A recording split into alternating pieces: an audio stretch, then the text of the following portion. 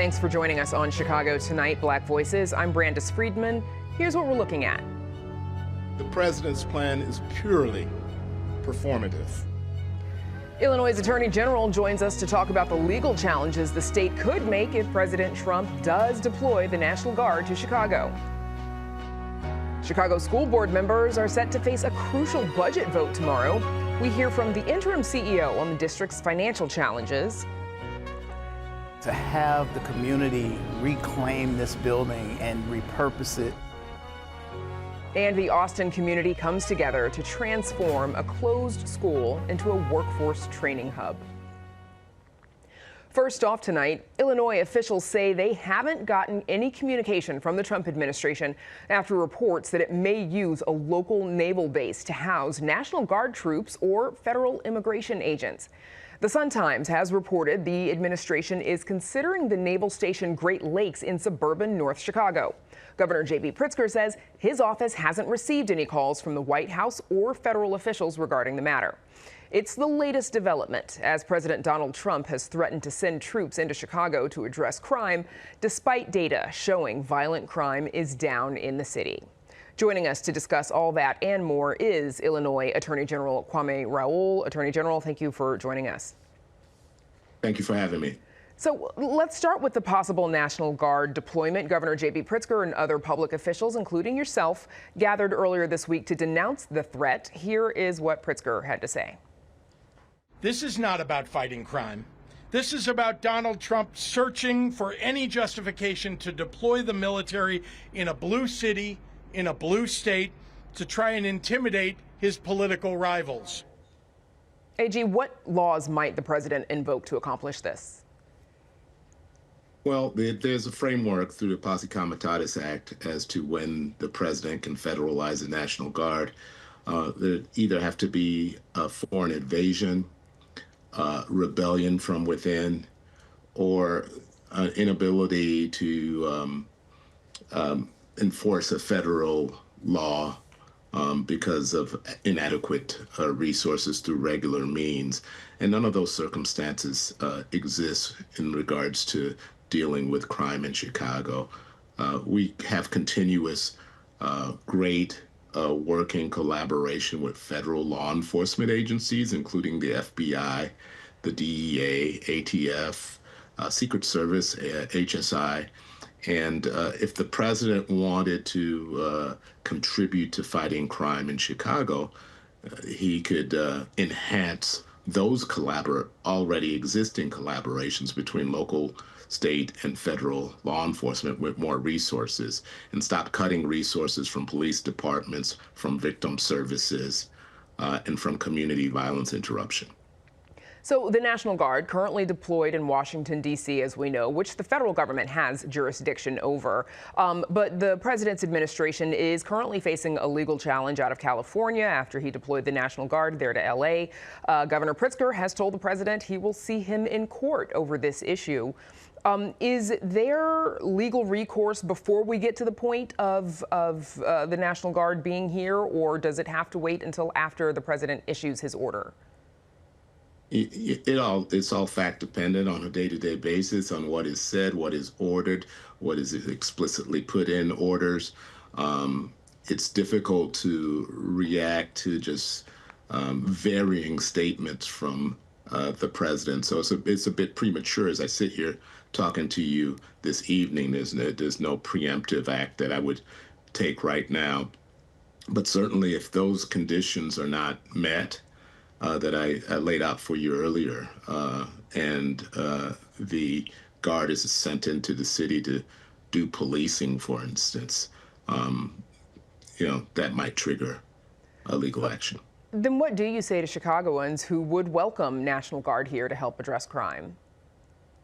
Well, what I would say to them is that the National Guard is not trained in crime fighting. I spoke to you about agencies in the federal government who are trained to do so. We have a tremendous partnership with the ATF and the tremendous ATF special agent in charge, and they have a crime gun intelligence center. And they've been partnering with my office, with the Chicago Police Department. We've got a great superintendent and Superintendent Snelling. with the state police and with the Cook County Sheriff's Office, as well as other local law enforcement agencies. Those are collaborations that depend upon constant communication and a one-team concept, and they're ongoing collaborations. So National Guard would not help. They're not trained, and they, quite frankly, they wouldn't know what they would need to be doing. Meanwhile, the naval station Great Lakes has been approached by the Department of Homeland Security regarding a potential request to support U.S. immigration and customs enforcement operations. At this time, no decisions have been made, but in a statement that we received, it reads, quote, Naval Station Great Lakes has been approached by the Department of Homeland Security regarding a potential request to support U.S. immigration and customs enforcement operations. At this time, no decisions have been made. The request involves limited support in the form of facilities, infrastructure, and other logistical needs to support DHS operations, but they say that they also have not received any official requests to support the National Guard. What do you think when you hear something like that? Well, it's interesting because from what I understand in California and in D.C. to some extent, they sent guardsmen into these cities without adequate preparation for their well-being. You know, there were stories of guardsmen in L.A. who didn't have adequate places to sleep, to rest, to eat. These people are not being appropriately treated. People who have lent themselves to service to our country, and so I don't know what else to say about the bad planning from our president and the administration just to create a performative show of force. So separately, Adams County Sheriff Tony Grutens in Western Illinois, he has said that he intends to aid the Department of Homeland Security in its deportation efforts. WTTW News obtained records showing that the county did indeed transfer at least 2 men into ICE custody. Do you see this as a violation of the state's Trust Act, which prevents local law enforcement from supporting the federal government's immigration deportation efforts? Well, I'm not going to say too much about that particular case because we have to examine all the specifics. You know, there are sheriffs and individuals who can proclaim a lot. You know, I looked at some of the statements that he made that were represented in various media reports, saying things like there have been a few, and it's very vague statements. So clearly the law of the state of Illinois is that law enforcement, state and local law enforcement resources are not supposed to be used for immigration enforcement. Sheriffs are sworn officers that are supposed to abide by the law, and so that's all I will say about that right now. Okay. On Monday, President Trump signed another executive order called Taking Steps to End Cashless Bail to Protect Americans. It seeks to block federal funding to states that eliminated cash bail. Illinois is, of course, one of those states. It did so in 2023 under the Pretrial Fairness Act. What's your reaction again to the president's order on this? Well, I would turn him to the federal court system that largely doesn't rely upon a cash bail. They rely upon assessing whether an individual is a risk to public safety or a flight risk, and that's the system that we have right now without cash bail. Whether or not somebody can afford to post bond is not determinative of whether they are a risk to public safety. Somebody can have access to a lot of money and be a risk to public safety. And so the notion that cash bail keeps people safe is a misplaced notion. We should be doing risk assessment, assessing whether somebody is a risk to public safety or whether they're a flight risk, regardless of what they can afford. Does your office intend to challenge this order? Well, not the order. The order is not specific enough in terms of a specific action. If there is indeed funding conditioned on whether or not our state is a no cash bail state, then yeah, we'll challenge that. But the order doesn't take that second step. Gotcha. Another controversial executive order that the president signed last month. This one is called Ending Crime and Disorder on America's Streets. This one claims, quote, endemic vagrancy, disorderly behavior, sudden confrontations, and violent attacks have made our cities unsafe. One way to fix such issue, according to the order, is by restoring civil commitment. And that is the involuntary commitment of individuals experiencing homelessness who may be mentally unwell. What is your reaction to the push for local and state governments to revive that practice?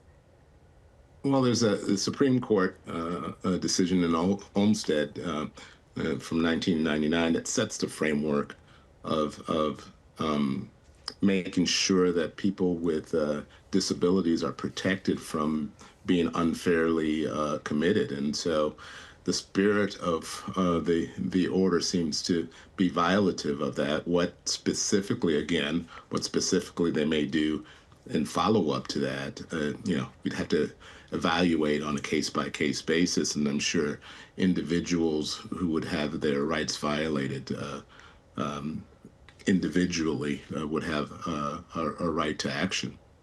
Okay, that's where we'll have to leave it. Attorney General Kwame Raoul, thank you for joining us. Thank you. Up next, the interim head of the Chicago Public Schools on tackling the district's budget challenges. Chicago Tonight, Black Voices, is made possible in part by the support of these donors.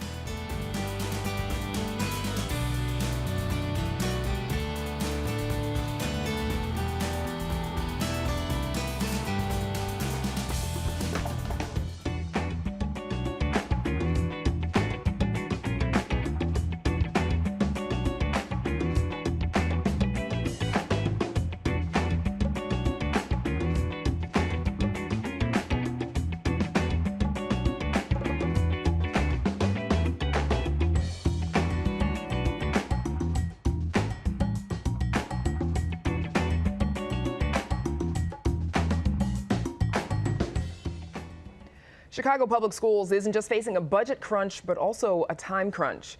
The Chicago Board of Education is set to vote on the district's budget proposal tomorrow, just before the state deadline on Friday.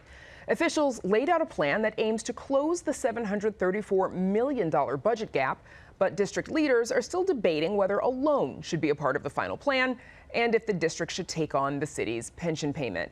Joining us now is Chicago Public Schools interim CEO, Macquline King. Congrats on the new position. Thank you for joining us. Thank you for having me, Brandis. So let's start with that pension payment. Last night we heard from two board members who tell us that the district has already scaled back as much as it can without affecting the classroom with this budget proposal. And that if the CPS budget were to take on that much debated pension payment, it would certainly lead to classroom cuts. What would those cuts look like in the classroom?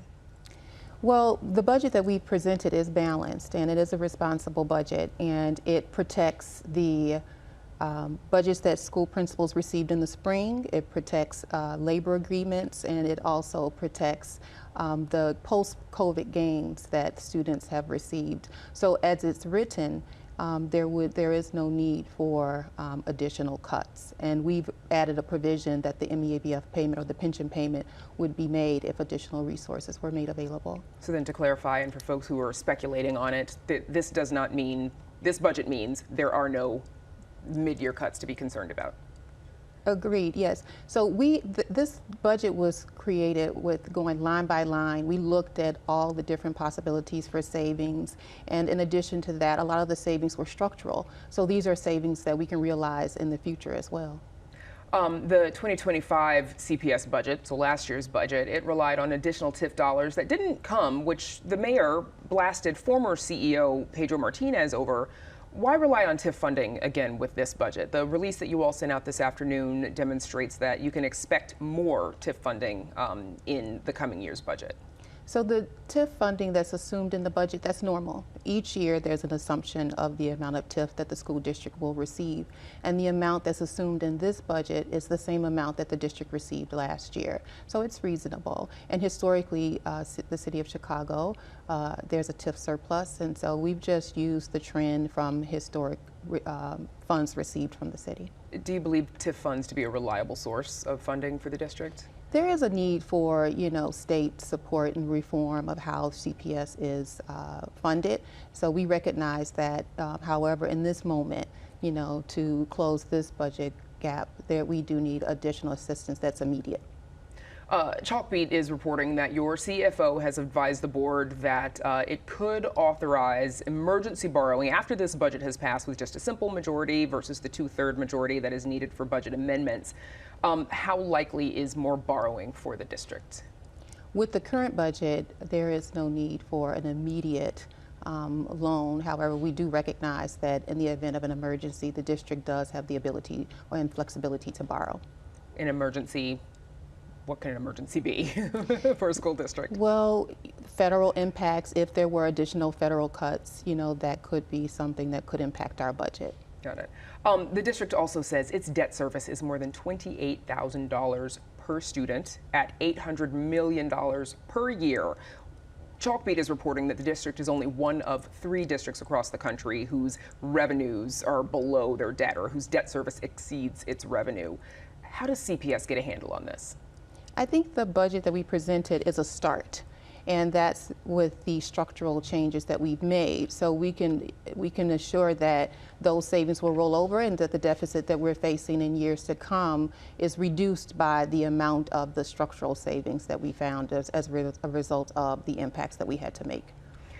You were appointed with the mayor's backing, of course, and approved by the board with an 11-8 vote.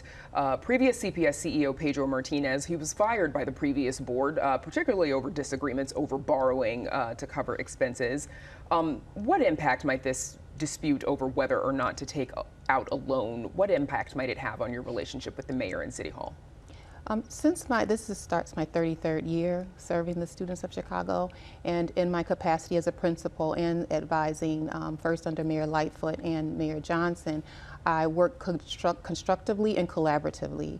And so this decision will not affect my relationship with Mayor Johnson or labor partners. It is the students and the families rely on me to ensure that those relationships are strong so that we can continue to face any of the challenges that are ahead of us as a district.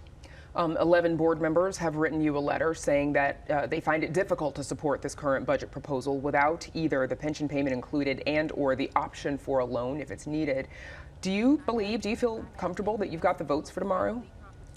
I feel confident that all board members and the mayor, we all really want the same thing for students. We want students to succeed. We want to ensure that students have the best possible experience. The pathway forward and how we get there is different. We see different paths forwards, and I respect the board members. They've had a lot of information put in front of them, and I'm sure that they're going to make the best decision for our students. What would happen if board members decide to make amendments tomorrow and they do push through either a loan and or the pension payment or authority for a loan? I respect the board members' decision. If that's the budget that's passed, I would implement that budget and continue to work constructively with those board members, all board members, and the city and our community partners. What concerns do you have about the impact of this budget uncertainty on parents and students? I think with the opening day of school, that's the why, and I feel like the parents are trusting the board members, myself, and all of our labor partners to do the right thing. And I believe as a result of some of the community roundtables that we attended, I think that they'll see themselves in this budget, the one that I propose. I think they'll see themselves within this budget and that they can rally around and support us. There's also, of course, there's going to be pressure from, as you said, your labor partners, Chicago Teachers Union in particular. Here's a bit of their response to the budget plan earlier today. We want to make sure that we have a real plan for Chicago Public Schools moving forward. These cuts that you have been hearing about and some of the cuts that you haven't heard about is a result of decades of disinvestment in Chicago Public Schools to the tune of $2 billion per year. Legislator after legislator, governor after governor has failed Chicago Public School students. You're an educator as well, of course. What is your relationship like with CTU and its leadership? I work well with all of our labor partners. You know, again, we all want the same thing for our students. We all have different roles, but we're all equally as responsible for the success of our students. And so I respect their opinions about how do we, you know, how they see this budget. But the budget that we put forth was one that was not just a lot of work line by line looking at the budget, but also it represents the feedback that we received from parents and community members and teachers and principals. So I feel that what we see with this budget represents what's best for our students. You are about 2 months into this job as the interim CEO. Yes. It's good that you're finding your way around the building. Are you interested in having this job permanently? I entered with two main goals: present a balanced budget and open schools smoothly, and I have accomplished those two goals. Well, we'll see as of tomorrow, right? However, I'm working really hard just to nail those two accomplishments as of tomorrow, and then we'll see where it takes me. Okay, best of luck to you tomorrow. We'll be keeping an eye on it. Chicago Public Schools Interim CEO Macquline King, thank you for joining us. Best of luck. Thank you. Up next, transforming a long vacant school building. But first, a look at the weather.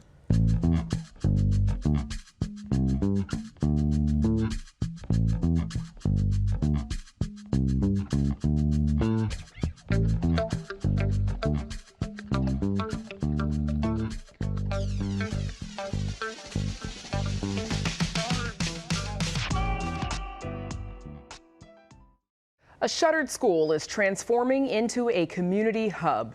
Our Joanna Hernandez reports on a workforce center in Austin bringing new opportunities to the Westside neighborhood's residents.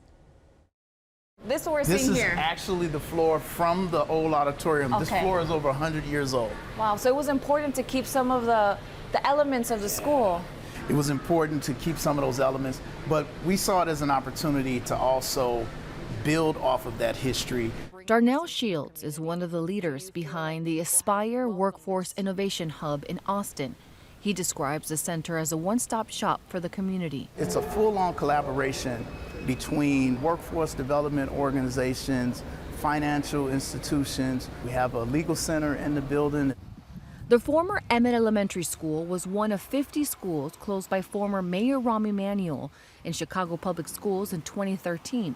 The Westside Health Authority and Austin Coming Together collaborated to redevelop the vacant school. I love that my community stood up and said, hey, no more. We have to gain control, and that's what they did, and folks put together a vision. Shields, who grew up in Austin, gave us a tour of the space. Right now, we're on the second level of this public side of the space, right? It's a mezzanine deck, and here is where, you know, it's more open access seating. You can come, you can prop up, again, to do your Zoom meeting with your laptop or so forth, as well as smaller conference rooms that you can reserve. In addition to offering workshops, the three-story building provides a variety of programs and resources to the community through different organizations. One of these services is provided by the Jane Addams Resource Corporation, operating manufacturing training programs inside Aspire. Cedric Webb is one of the participants who has qualified for their free training program. Somebody took the time to invest in Austin. Every time I come here, I'm still at all. When I come out and park in a lot and use the key fob to get in, whether it's JARC or any other programs that's in here, this place can change your life. The Austin neighborhood has a long history of disinvestment, but Shields says he's optimistic this initiative will open doors for local youth and adults, empowering them with career training and support. There was a great intention with this development. That's why the design of it is so grand, to serve as this beacon, because we wanted to make a point that, no, we can break that cycle. Born and raised in the Austin neighborhood, Alyssa Sherman says introducing something new and accessible to residents will start creating a new mindset. Don't think small, think big, think more as big as possible. That way we can work towards it rather than trying to say, oh no, that can't happen out here. No, think big so that way we can learn new processes and new strategies to get to that level. For Chicago Tonight, I'm Joanna Hernandez. The organization Austin Coming Together recently released a documentary called The Good News, which highlights how the community has come together to create places like the Workforce Center. And that's our show for this Wednesday night. Check out our website for the very latest from WTTW News and join us tomorrow night at 5:30 and 10. President Trump threatens to yank funding from states like Illinois that have eliminated cash bail. We'll hear local reaction. Now, for all of us here at Chicago Tonight, I'm Brandis Friedman. Thank you for watching. Stay healthy and safe, and have a good night.